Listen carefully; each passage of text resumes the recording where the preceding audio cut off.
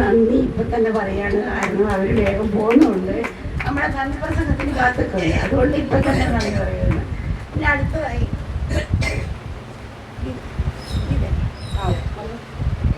ഇതാണ് അതിനെ ക്ഷണിച്ചത്.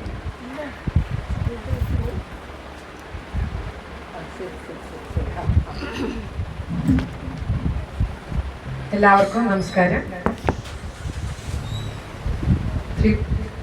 രാമായണത്തെക്കുറിച്ച് പ്രത്യേകമായിട്ട് പറയേണ്ടതായിട്ടൊന്നും ഇല്ല, എല്ലാവർക്കും ഒരുവിധം അറിയുന്നതാണ്. എങ്കിലും ഇങ്ങനെ പ്രഭാഷണം പറയണം എന്ന് പറഞ്ഞതുകൊണ്ട് പറയുകയാണ്. ഓം നമോ ഭഗവതേ വാസുദേവായ. ഓം ശ്രീ കൃഷ്ണ പരമാത്മനേ നമഃ. ഹരിശ്രീ ഗണപതയേ നമഃ. അവിഘ്നമസ്തു ശ്രീ ഗുരുഭ്യോ നമഃ. ഓം തത്സത്. സർവത്ര ഗോവിന്ദ നാമ സങ്കീർത്തനം. ഗോവിന്ദ ഗോവിന്ദ. നാരായണാഖില ഗുരു ഭഗവൻ നമസ്തേ. ഓം തത്സത്. രാമായണം എന്ന് പറയുന്നത് രാമനിലേക്കുള്ള അയനം, അതായത് രാമനിലേക്കുള്ള സഞ്ചാരം അല്ലെങ്കിൽ രാമന്റെ സഞ്ചാരം എന്നാണ് രാമായണത്തെ. അയനം എന്ന് പറഞ്ഞാൽ സംസ്കൃതത്തിൽ യാത്ര അല്ലെങ്കിൽ സഞ്ചാരം എന്നാണ് പറയുന്നത്. തമിഴിലൊക്കെ പയണം എന്നാണ് യാത്രയ്ക്ക് പറയുന്നത്. അതുമാതിരി രാമനിലേക്കുള്ള യാത്ര അല്ലെങ്കിൽ രാമന്റെ യാത്ര രണ്ടും ഒന്നാണ്. രാമനും നമ്മുടെ പരമാത്മാവാണ്. ജീവാത്മാവും തമ്മിലുള്ള ബന്ധമാണ് രാമനും തന്നെയാണ് രാമൻ. രണ്ടും ഒന്ന് തന്നെയാണ്, പരമാത്മാവും ജീവാത്മാവും. ആ പരമാത്മാവ് ജീവാത്മാവിലേക്ക് ലയിച്ചു ചേരുന്നതിനെയാണ്, അതിലേക്ക് നമ്മെ ഉയർത്തുന്നതാണ് രാമായണം. പരമാത്മാവായ ആ ദിവ്യ ചൈതന്യത്തിലേക്ക് ജീവാത്മാവായ ഈ ചെറിയ ചൈതന്യം എപ്രകാരം ചേരാൻ പറ്റുമോ, അതിന് നാം എന്തൊക്കെ ആചരിക്കണം, എങ്ങനെയൊക്കെ നമ്മുടെ ജീവിതം നടത്തിക്കൊണ്ടു പോകണം എന്നുള്ളതാണ് രാമായണത്തിന്റെ മുഖ്യ ലക്ഷ്യം. വാൽമീകി മഹർഷിയാണ്, ആദി കവിയായിട്ടുള്ള വാൽമീകി മഹർഷിയാണ് രാമായണം രചിച്ചത്. 100 കോടി ഗ്രന്ഥമുണ്ട് എന്ന് നമ്മുടെ എഴുത്തച്ഛൻ തന്നെ പറയുന്നുണ്ട്. ആദ്യമായിട്ട് ബ്രഹ്മാവിന്റെ മുഖത്തു നിന്നും 100 കോടി രാമായണം ഉണ്ടായത്രേ, ഉത്ഭവിച്ചു അത്രേ.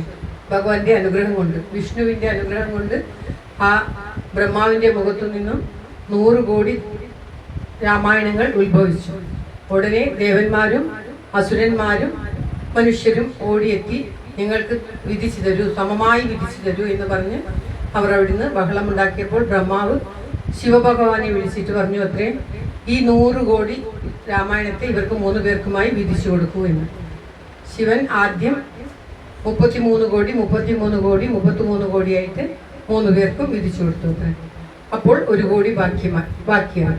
അപ്പോൾ ഈ 1 കോടിയിൽ നിന്നും വീണ്ടും 33,000 33,000 33,000 ആയിട്ട് എല്ലാവർക്കും വിധിച്ചു കൊടുത്തു. അപ്പോൾ 1,00,000 ബാക്കിയായി. ഈ 1,00,000-ൽ നിന്നും 33,000 ദേവന്മാർക്കും മനുഷ്യർക്കും അസുരന്മാർക്കും വിധിച്ചു കൊടുത്തു. അപ്പോൾ 1,000 ബാക്കിയായി. അതും വിധിക്കണമെന്ന് പറഞ്ഞപ്പോൾ അതിൽ നിന്നും 330 ആയിട്ട് വിധിച്ചു കൊടുത്തു. അപ്പോൾ പിന്നെ 100 ബാക്കിയായി. അപ്പോൾ 30 3 പേർക്കും ബാധിച്ചു കൊടുത്തു. പിന്നീട് 10 ബാക്കിയായി. 10-ൽ നിന്നും 3 എന്ന് ബാധിച്ചു കൊടുത്തു. അപ്പോൾ 1 ബാക്കിയായി. ആ 1-ന്റെ ശ്ലോകം, ഒരു രാമായണത്തിനെ പിന്നീട് ശ്ലോകങ്ങളാക്കിയിട്ട് 100 ശ്ലോകങ്ങളായിട്ട് കൊടുത്തു. 100 ശ്ലോകം ബാക്കിയുള്ളതിൽ 30 ശ്ലോകം കൊടുത്തു. പിന്നീടുള്ള 10 ശ്ലോകത്തെ 3 ശ്ലോകമായിട്ട് കൊടുത്തു. പിന്നീട് ബാക്കിയായത് ഒറ്റൊരു ശ്ലോകമാണ്. അതും ഭാഗിച്ചു തരണം എന്ന് പറഞ്ഞപ്പോൾ ഈ ശ്ലോകം 32 അക്ഷരമുള്ള അനുഷ്ടുപ് എന്ന വൃത്തത്തിൽ ഉണ്ടായതാണ്. വാൽമീകി നിർമ്മിച്ചതാണ്. അനുഷ്ടുപ് എന്ന ചന്ദ്രത്തിലുള്ളതാണ്. അപ്പോൾ 32 അക്ഷരമാണ്. അപ്പോൾ 32 അക്ഷരത്തിൽ 10 അക്ഷരമായിട്ട് 3 പേർക്കും ഭാഗിച്ചു കൊടുത്തു. അപ്പോൾ ബാക്കി 2 അക്ഷരം വന്നു. അപ്പോൾ ഈ ദേവന്മാരും അസുരന്മാരും മനുഷ്യരും ചേർന്ന് പറഞ്ഞു, ഈ 2 അക്ഷരം നീ തന്നെ എടുത്തുകൊള്ളൂ, നമുക്ക് വേണ്ട, ഇത്രയും കഷ്ടപ്പെട്ട് നമുക്ക് നീ ഭാഗിച്ചു തന്നില്ലേ, അതിൻ്റെ ഒരു ദക്ഷിണയായിട്ട് നീ സ്വീകരിച്ചുകൊള്ളൂ എന്ന് പറഞ്ഞ് ഭഗവാൻ അത് സ്വീകരിച്ചു അത്രേ. ആ നാമമാണ് രാമ എന്നുള്ളത്. ആ രാമ അതാണ് എപ്പോഴും ശിവഭഗവാൻ ധ്യാനത്തിലിരിക്കുമ്പോൾ ദേവി ചോദിക്കുമത്രേ, എന്താണ് എപ്പോഴും ഇങ്ങനെ ധ്യാനിച്ചുകൊണ്ടിരിക്കുന്നത് എന്ന് ചോദിച്ചാൽ രാമനാമമാണ് ധ്യാനിക്കുന്നത്. ശിവഭഗവാൻ എപ്പോഴും ധ്യാനിക്കുന്നത് രാമനാമമാണ്. ശിവഭഗവാൻ തന്നെയാണ് പാർവതിക്ക് രാമായണം പറഞ്ഞു കൊടുക്കുന്നത് മാതിരി എഴുതിയിട്ടുള്ളത്. ബ്രഹ്മാവിൻ്റെ മുഖത്തിൽ നിന്നും ലഭിച്ചതാണ് ഇത്. അപ്പോൾ വാൽമീകി എന്നുള്ള ഒരു രത്നാകരൻ എന്നുള്ളൊരു കാട്ടാളൻ എപ്രകാരമാണ് നമുക്ക് ദുസ്സംഗം സത്സംഗം ഉപകാരം ചെയ്യുക, സത്സംഗത്തിന്റെ മഹിമ എന്താണ്, അതാണ് നമ്മുടെ എല്ലാ സാംസ്കാരിക ഗ്രന്ഥങ്ങളും എടുത്തു കാട്ടുന്നത്. സത്സംഗമാണ് നമ്മെ ഉയർത്തുക, സത്സംഗത്തിൽ ശ്രമിക്കണം. സത്സംഗത്തിൽ പോയി ഒന്നും സംസാരിച്ചിട്ടില്ലെങ്കിൽ പോലും സത്സംഗിയായിട്ടുള്ള ആൾക്കാരുടെ കൂടെ ഇരിക്കണം. ദുസ്സംഗത്തിൽ ഒരിക്കലും പെടാൻ പാടില്ല. അത് നമ്മെ ചിലപ്പോൾ വഴിതെറ്റിക്കും. എത്ര നല്ല ഉയർന്ന സ്വഭാവമുള്ള ആളാണെങ്കിലും ഒരു ദുസ്സംഗത്തിൽ പെട്ടാൽ അവർക്ക് അത് നശിക്കുവാൻ വളരെ എളുപ്പമാണ് എന്ന് കാണിക്കുന്നതാണ് രത്നാകരന്റെയും കൈകേയിയുടെയും ഒക്കെ കഥ. ഒരു തെളിഞ്ഞ നീരാവുന്ന തടാകം പോലെയുള്ള ശുദ്ധമായ ആ കൈകേയിയെ മന്ദര എത്ര വേഗം ചളിക്കുണ്ടാക്കി മാറ്റി, മന്ദര എന്ന ആനയെ എപ്രകാരം ഒരു ചളിക്കുണ്ടാക്കി മാറ്റി എന്നുള്ളത് നമുക്കറിയാവുന്നതാണ്. അത്രയും ശ്രേയസ്സോടുകൂടി എല്ലാവരാലും ആദരിക്കപ്പെട്ട കൈകേയി മന്ദര എന്ന ആ ഒരു സ്ത്രീയുടെ ദുസ്സംഗ നിമിത്തം, അത് നമ്മുടെ എഴുത്തച്ഛൻ തന്നെ എഴുതിയിട്ടുണ്ട്. കജ്ജളം പറ്റിയാൽ സ്വർണവും നിഷ്പ്രഭം. എത്ര നല്ല സ്വർണമായാലും വൈരമായാലും അതിൽ അഴുക്ക് പിടിച്ചു കഴിഞ്ഞാൽ പിന്നെ അതിന്റെ ശോഭ പുറത്തു വരികയില്ല. അപ്രകാരം ഈ രത്നാകരൻ എന്ന കാട്ടാളൻ സപ്തർഷികൾ അവർ ചാതുർമാസ്യ വ്രതത്തിനു വേണ്ടി യാത്ര ചെയ്യുകയായിരുന്നു. ആ കാടിൽ അവരവിടെ എത്തിയപ്പോൾ രത്നാകരൻ എന്ന കാട്ടാളൻ അവരിൽ നിന്നും പിടിച്ചു പറിക്കുവാനായിട്ട് അവരുടെ അടുത്തേക്ക് ഓടിച്ചെന്നു. അപ്പോൾ ആ രത്നാകരന്റെ ആസക്തിയോടുകൂടിയുള്ള വരവ് കണ്ടിട്ട് ഇവർ ചോദിച്ചു, നീ എന്താണ് ചെയ്യാൻ ഉദ്ദേശിക്കുന്നത്? നിങ്ങളടുത്തുള്ള സമ്പത്ത് എനിക്ക് നൽകണം, എനിക്ക് ജീവിക്കാൻ വേറെ മാർഗമില്ല, എൻ്റെ ഭാര്യയെയും മക്കളെയും എനിക്ക് വളർത്താൻ ഇതേ മാർഗമുള്ളൂ എന്ന് പറഞ്ഞു അത്രേ. അപ്പോൾ ഈ സപ്തർഷികൾ രത്നാകരനോട് ചോദിച്ചു, നിന്റെ ഭാര്യയും മക്കളും ഈ നീ ചെയ്യുന്ന ദുഷ്പ്രവൃത്തിയുടെ ഫലം അനുഭവിക്കുമോ? അവരെ വളർത്താൻ വേണ്ടിയാണ് നീ ഇത് ചെയ്യുന്നത് എന്ന് നീ പറഞ്ഞില്ലേ? അപ്പോൾ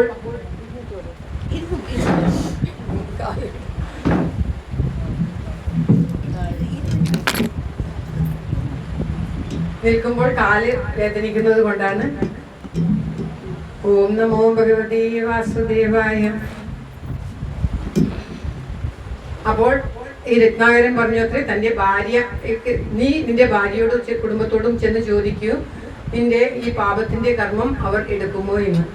അപ്പോൾ രത്നാകരൻ അവരുടെ അടുത്ത് ഓടിപ്പോവുകയും അതുവരെ നിങ്ങൾ പോകരുത് എന്ന് സപ്തർഷിമാരെ ചട്ടം കെട്ടിയിട്ട് ഭാര്യയുടെ അടുത്ത് പോയി ചെന്ന് ചോദിക്കുകയാണ്, നിങ്ങൾ എൻ്റെ ഈ പാപത്തിന്റെ ഫലം, നിങ്ങളെ വളർത്താൻ വേണ്ടിയാണല്ലോ ഞാൻ പിടിച്ചുപറി നടത്തുന്നത്, നിങ്ങൾക്ക് എൻ്റെ ഈ പാപത്തിന്റെ ഫലം എടുക്കുമോ എന്ന് ചോദിച്ചപ്പോൾ അവളുടെ ഭാര്യ, അത് നമ്മുടെ എഴുത്തച്ഛൻ വളരെ ഭംഗിയായിട്ട് എഴുതിയിട്ടുണ്ട്, താൻ നിരന്തരം ചെയ്യുന്ന കർമ്മങ്ങൾ താൻ അനുഭവിക്കുന്നതേ വരൂ എന്ന്. നീ ചെയ്യുന്ന പാപത്തിന്റെ ഫലം നീയല്ലേ അനുഭവിക്കേണ്ടത്. നിങ്ങളെ വളർത്തേണ്ടത് നിന്റെ കടമയാണ്, നീ അതിന് തെറ്റ് ചെയ്താൽ അതിന്റെ ഫലം നീ തന്നെ അനുഭവിക്കണം എന്ന് പറഞ്ഞപ്പോൾ ആ അദ്ദേഹത്തിന്റെ ഉള്ളിൽ ഒരു തീപ്പൊരി വീണു. അപ്പോൾ താൻ ചെയ്യുന്നത് തെറ്റാണ്, ഇവർക്ക് വേണ്ടി എന്ന് കരുതി ഞാൻ ചെയ്യുന്നത് എൻ്റെ ആത്മനാശമാണ് എന്ന് കരുതി ഓടി വന്ന് സപ്തർഷികളുടെ കാലിൽ നമസ്കരിക്കുകയും ആ സപ്തർഷികളോട് എന്നെ രക്ഷിക്കണം, ഈ നശിച്ചുകൊണ്ടിരിക്കുന്ന എൻ്റെ ഈ ആത്മാവിനെ ഉദ്ധരിക്കണം എന്ന് പറഞ്ഞ് കാൽ കെട്ടിപ്പിടിച്ച് കരയുമ്പോൾ അവർ 7 പേരും ചേർന്ന് ആലോചിച്ചിട്ട്, ഇവന് രാമ എന്ന് നാമം ഉച്ചരിക്കാനുള്ള അർഹതയില്ല, അത്രയ്ക്കും ദുഷ്പ്രവൃത്തി ചെയ്തവനാണ്, അതുകൊണ്ട് ഇവന് മര മര മര എന്നുള്ള നാമം, അപ്പോൾ മര തുടർച്ചയായി പറയുമ്പോൾ അത് രാമ ആയി മാറും. അപ്രകാരം ഞങ്ങൾ തിരിച്ചു വരുന്നത് വരെ നീ മര മര എന്ന് പറഞ്ഞുകൊണ്ട് ഇവിടെ ഇരിക്കുമെന്ന്. ഇതിൽ നിന്നും നമുക്ക് മനസ്സിലാക്കാം, ആത്മസമർപ്പണത്തോടു കൂടി എന്ത് ചെയ്താലും അത് നമ്മെ ഉയർത്തുമെന്ന്. അവർ പറഞ്ഞത് അപ്രകാരം തന്നെ ഉൾക്കൊണ്ട് തൻ്റെ ഉള്ളോടുകൂടി അവിടെ ഇരുന്ന് ആ സമയത്തിരുന്ന് അദ്ദേഹം അവർ തിരിച്ചു വരുന്നത് വരെയും അവിടെ ഇരുന്ന് മരാ മര എന്ന് പറയുകയും ഭഗവാനെ തന്നെ സ്മരിച്ച് അപ്രകാരം പറഞ്ഞ അദ്ദേഹത്തിൻ്റെ മേൽ പുറ്റുവന്ന് മൂടിയത് കൂടി അറിയാതെ അദ്ദേഹം അപ്രകാരം ഇരുന്നു അത്രേ. തിരിച്ച് സപ്തർഷികൾ തിരിച്ചു വരുമ്പോൾ പുറ്റിൻ്റെ ഉള്ളിൽ നിന്നും ഈ മരാശബ്ദം കേട്ട് പുറത്തേക്ക് വരൂ എന്ന് പറയുകയും പുറ്റിൽ നിന്നും പുറത്തു വരുന്നത് കൊണ്ട് വാൽമീകം, പുറ്റിന് സംസ്കൃതത്തിൽ വാൽമീകം എന്നാണ് പറയുക. അദ്ദേഹത്തിന് വാൽമീകി എന്ന പേര് ലഭിക്കുകയും സപ്തർഷികൾ അദ്ദേഹത്തെ അനുഗ്രഹിച്ച് നീ അതിമഹാനായ മഹർഷിയായി തീരുക എന്ന് പറഞ്ഞ് അനുഗ്രഹിക്കുകയും ചെയ്തത്രേ.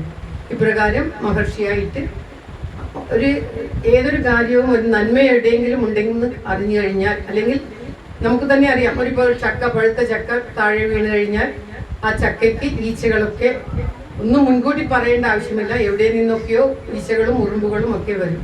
അതുമാതിരി നന്മ നിറഞ്ഞ ഒരു മനസ്സ് അല്ലെങ്കിൽ നന്മ നിറഞ്ഞ ഒരു ആത്മാവ് ഉടലെടുത്തു എന്ന് കഴിഞ്ഞു കഴിഞ്ഞാൽ എവിടെ നിന്നില്ലാതെ മുനിമാരും മറ്റുള്ളവരും ഒക്കെ വന്ന് അവരുടെ അടുത്ത് ചേരുകയും അവർക്ക് അനേകം ശിഷ്യന്മാരുണ്ടാവുകയും ചെയ്യും.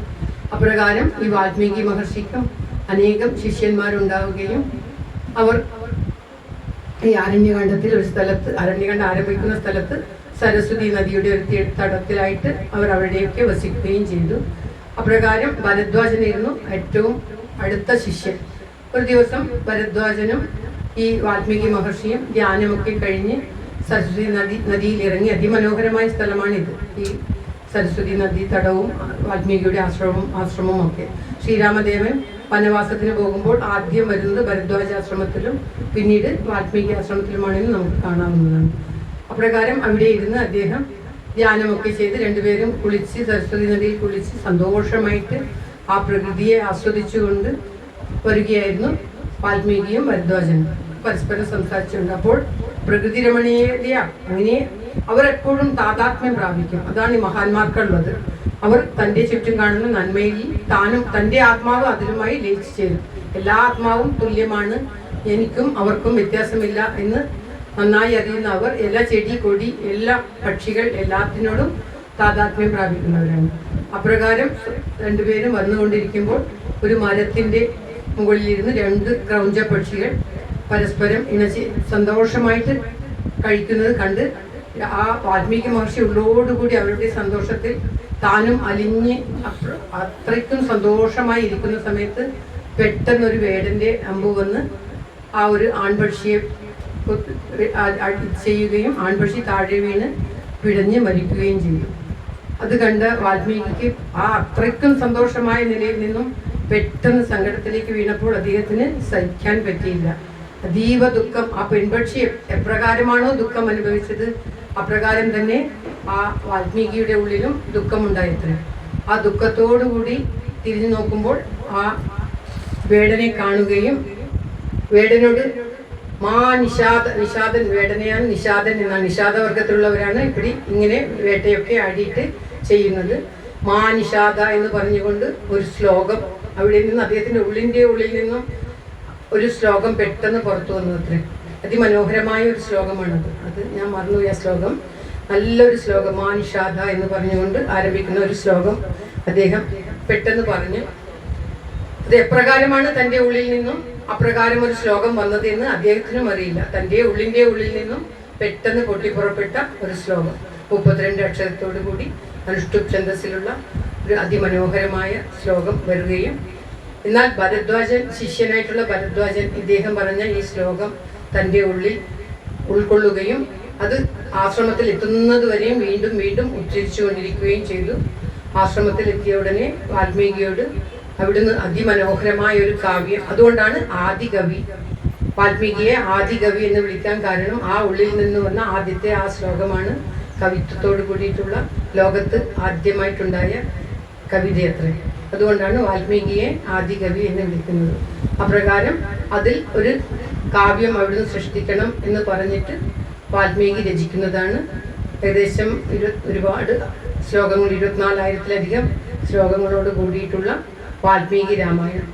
ഈ വാൽമീകി രാമായണം അദ്ദേഹം രചിക്കാൻ തുടങ്ങുമ്പോൾ ശ്രീരാമൻ പട്ടാഭിഷേകമൊക്കെ കഴിഞ്ഞ് അയോധ്യയിൽ വസിക്കുന്ന കാലമായിരുന്നു. അദ്ദേഹം ഇത് രചിച്ചുകൊണ്ടിരിക്കുമ്പോഴാണ് സീതാത്യാഗവും മറ്റും ഉണ്ടായതും ലവനീകുശനെയും ഈ രാമായണം പഠിപ്പിച്ച് രാമായണം തന്നെ രാമൻ്റെ മുന്നിൽ തൻ്റെ മക്കൾ തന്നെ വന്ന് പാടുന്നതുമൊക്കെ ഉണ്ടായത്. അപ്രകാരം രചിച്ച ഈ രാമായണം അനേകം നമ്മുടെ ഇന്ത്യ ഭാഷ സംസ്കൃതത്തിലായിരുന്നു രചിച്ചിരുന്നത്. സാധാരണക്കാർക്കൊന്നും സംസ്കൃതം അക്കാലത്ത് അറിയില്ലായിരുന്നു. സാധാരണക്കാർക്ക് സംസ്കൃതം പഠിക്കാൻ പാടില്ല എന്നുള്ളൊരു നിയമം തന്നെ ഉണ്ടായിരുന്നു. അതുകൊണ്ട് തന്നെ ആ സംസ്കൃതം അറിയുന്നവർ അവനവൻ്റെ രാജ്യത്തേക്ക് വേണ്ടി കമ്പർ, തമിഴ്നാട്ടിലേക്ക് കമ്പരാമായണം, തുളസീദാസ്, സൂർദാസ്, കബീർദാസ് എന്നിങ്ങനെ എല്ലാ മഹാന്മാരും അവനവൻ്റെ രാജ്യത്തെ ഭാഷയിലേക്ക് അത് തർജ്ജിമ ചെയ്ത് രചിച്ചു. നമ്മുടെ കേരളത്തിൽ ആ 8-ാം നൂറ്റാണ്ട് ആ സമയത്ത് വളരെ മോശമായ നിലയായിരുന്നു അത്രേ. ആർക്കും ഈ സംസ്കാരത്തിനോട് ബന്ധപ്പെട്ട ഒരു ഭാഗവതമാട്ടെ വേദങ്ങളാട്ടെ മറ്റുള്ളതൊന്നും സാധാരണക്കാർക്ക് പഠിക്കാൻ സാധിക്കില്ല. സംസ്കൃതത്തിലാണ്, അവർ അറിയാൻ പാടില്ല എന്നുള്ള മാതിരി അതൊരു ഉയർന്ന തട്ടിലുള്ളവർക്ക് മാത്രമായിട്ട് അവർ മാറ്റിവെച്ചിരുന്നു. അപ്രകാരമുള്ള സമയത്ത് ഏകദേശം ഒരു വലിയ ഉയർന്ന കുലത്തിലല്ലാതെ ജനിച്ച എഴുത്തച്ഛൻ സാധാരണക്കാരെ ഉദ്ധരിക്കണം, ഇല്ലെങ്കിൽ നമ്മുടെ നാട് തകർന്നു പോകും, അവർക്ക് നന്മ ചെയ്യണം എന്നുള്ള ഒരേ ഒരു ഉദ്ദേശത്തോടു കൂടി എല്ലാ കാവ്യങ്ങളും ഭാഗവതം എഴുത്തച്ഛൻ കിളിപ്പാട്ട് രൂപത്തിൽ എഴുതി ഒരു തത്ത പറയുന്നത് മാതിരിയാണ് എല്ലാ രചനയും എഴുത്തച്ഛൻ്റേത് ഉണ്ടായത്. അങ്ങനെ ഭാഗവതം എല്ലാത്തിലും കുറച്ച് മൂലത്തിൽ നിന്നും കുറച്ച് വ്യത്യാസമായിട്ട് ആ എഴുത്തച്ഛൻ്റെ മനസ്സിൽ എങ്ങനെയാണോ തോന്നിയത് അപ്രകാരമാണ് ചെയ്തത്. ഇദ്ദേഹം വാൽമീകി രാമായണമല്ല, രാമായണം വീണ്ടും വ്യാസന്റെ ഇച്ഛക്കനുസരിച്ചിട്ട് ചുരുക്കിയിട്ട് അധ്യാത്മ രാമായണം എന്ന് വ്യാസർ എഴുതിയിരുന്നു. ആ വ്യാസർ എഴുതിയ അധ്യാത്മ രാമായണമാണ് കിളിപ്പാട്ട് രൂപത്തിൽ നമുക്ക് ഇപ്പോൾ ലഭിക്കുന്ന തുഞ്ചത്തെഴുത്തച്ഛൻ്റെ അധ്യാത്മ രാമായണം കിളിപ്പാട്ട്. അദ്ദേഹം അങ്ങനെ അത് രചിക്കുകയും അതിലൂടെ എല്ലാവരെയും ഉദ്ധരിക്കുവാൻ ശ്രമിക്കുകയും ചെയ്തു. ആ കാലത്ത് തീരെ ഈശ്വര വിശ്വാസവും ഒന്നുമില്ലാത്തവർക്ക് വാൽമീകി രാമായണത്തിൽ രാമനെ മര്യാദ പുരുഷോത്തമനായിട്ടാണ് കരുതിയിരിക്കുന്നത്. എവിടെയും ദൈവം എന്ന് പറഞ്ഞ് പൂജിക്കുകയോ സ്തുതികളോ ഒന്നും വാൽമീകി രാമായണത്തിൽ ഇല്ല. വാൽമീകി രാമായണത്തിൽ ഭഗവാൻ ആയിട്ടല്ല ശ്രീരാമനെ കാട്ടുന്നത്. ശ്രീരാമൻ ഒരു ധർമ്മത്തിൻ്റെ ഉത്തമ നിലപാടായിട്ട് എങ്ങനെയാണോ ഒരു ധർമ്മം സ്ഥിതി ചെയ്യുന്നത്, ധർമ്മപുരുഷൻ എങ്ങനെയാണോ ഉണ്ടാകേണ്ടത്, ധർമ്മത്തിന് വേണ്ടി എന്ത് ചെയ്യണമോ അപ്രകാരമായിരുന്നു ശ്രീരാമനെ ചിത്രീകരിച്ചത്. എന്നാൽ അധ്യാത്മ രാമായണത്തിൽ, അതും എഴുത്തച്ഛൻ്റെ കിളിപ്പാട്ടിൽ അനേകം സ്തുതിയോടുകൂടി ഭഗവാൻ ഓരോരോ വാക്കിലും ഓരോരോ സ്തുതികളിലും തുടങ്ങുന്നത് മുതൽ അവസാനം വരെ ആ ഭഗവാനിലേക്ക് നാം എങ്ങനെ എത്തിച്ചേരാം, ഭഗവാനിൽ നാം എങ്ങനെ പോകണം എന്നുള്ളതാണ് രാമനിലേക്ക് നാം എങ്ങനെ എത്തിച്ചേരാം എന്നുള്ളതാണ്. അങ്ങനെ രാമായണത്തിലേക്ക് നാം എത്തിച്ചേരണമെങ്കിൽ നമുക്ക് ആദ്യമായിട്ട് ഒരു 5-6 പേരെ കൊല്ലുകയും നമ്മളുടെ കൂടെയുള്ള 4-5-6 പേരെ വധിക്കുകയും 2-3 പേരെ ത്യജിക്കുകയും ചെയ്താൽ മാത്രമേ നമുക്ക് രാമായണത്തിലൂടെ ഉദ്ധരണം ലഭിക്കുകയുള്ളൂ. മേലോട്ട് ഉയരണമെങ്കിൽ ഈ വധം ചെയ്യണം. അതായത് കാമം, ക്രോധം, ലോഭം, മോഹം, മതം, മാത്സര്യം ഇതൊക്കെ നമ്മിൽ പൂർണ്ണമായിട്ടും വധിച്ചാൽ മാത്രമേ നമുക്ക് അല്പമെങ്കിലും ശ്രേയസ്സും ഉയർച്ചയും ഉണ്ടാവുകയുള്ളൂ. അതോടൊപ്പം അഹങ്കാരം, അഭിമാനം, ഈ 3ഉം നമ്മൾ പൂർണ്ണമായും ത്യജിക്കണം. ഞാൻ എൻ്റെ എന്നുള്ള വിചാരമാണ് നമ്മെ പൂർണ്ണമായും നശിപ്പിക്കുന്നത്. ഞാൻ ആരാണ് എന്ന് ആലോചിക്കുമ്പോൾ നമുക്ക് മനസ്സിലാകും, ഞാൻ എന്നത് ഉള്ളിലുള്ള ആ സ്വരൂപം അത് തന്നെയാണ് എല്ലാവരിലും ഉള്ളത്. അത് തന്നെയാണ് ഇപ്പോൾ എൻ്റെ അറിവ് കൊണ്ടാണ് എന്നെ ഇവിടെ വിളിച്ചത് എന്ന് തോന്നിക്കഴിഞ്ഞാൽ പിന്നെ ഈ പറയുന്നതിനൊന്നും ഒരു അർത്ഥവുമില്ല. എനിക്ക് എല്ലാവരെക്കാളും അറിയും, എനിക്ക് കുറച്ച് നല്ല ജ്ഞാനമുണ്ട്, അതുകൊണ്ട് തന്നെ ഭാഗവതാചാര്യ ഇതിലൊന്നും ഒരു അർത്ഥവുമില്ല. നമ്മളെക്കാൾ അറിയുന്നവർ അപ്പുറവും ഇപ്പുറവും ഉണ്ടാവും. എന്തോ ഒരു നിമിത്തം കൊണ്ട് ഭഗവത് അനുഗ്രഹം കൊണ്ട് ഇങ്ങനെ പറയാൻ പറ്റി, എന്തോ ഒരു നിമിത്തം കൊണ്ട് ഭാഗവതം ചെയ്യാൻ പറ്റി എന്നല്ലാതെ എൻ്റെ കഴിവ് കൊണ്ടാണ് ഞാൻ ചെയ്യുന്നത്, എനിക്ക് ഭയങ്കര കഴിവുണ്ട് അതുകൊണ്ടാണ് എന്നെ ഇവിടെ പ്രഭാഷണത്തിന് വിളിച്ചത് എന്ന് ചിന്തിച്ചു കഴിഞ്ഞാൽ പിന്നെ ഈ പറയുന്നതിനും അർത്ഥമില്ല, കേൾക്കുന്നതിനും ഒരു അർത്ഥമില്ലാതായിട്ടില്ല. നമ്മളെല്ലാവരും ഒന്നാണ്.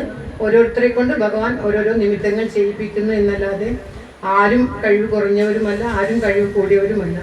ഓരോരോ സന്ദർഭത്തിൽ ഓരോരോ ആവശ്യത്തിന് ഭഗവാൻ ഓരോരുത്തരെ നിയോഗിക്കുന്നു, അത്രമാത്രമല്ലാതെ മറ്റുള്ളതൊന്നും ഒരിതില്ല. നമ്മളറിയാത്ത ചിലപ്പോൾ വളരെ ഇതായിട്ട് നമ്മൾ കരുതുന്ന ഓരോരുത്തരായിരിക്കും ആത്മീയമായിട്ട് വളരെ ഉയർന്ന നിലയിലുള്ളവർ. നമ്മുടെ ഉള്ളിലുള്ള അജ്ഞത അകറ്റുക, ആ ഭഗവാനാകുന്ന രാമനാകുന്ന പ്രകാശത്തെ നമ്മളുടെ ഉള്ളിൽ എടുക്കുക.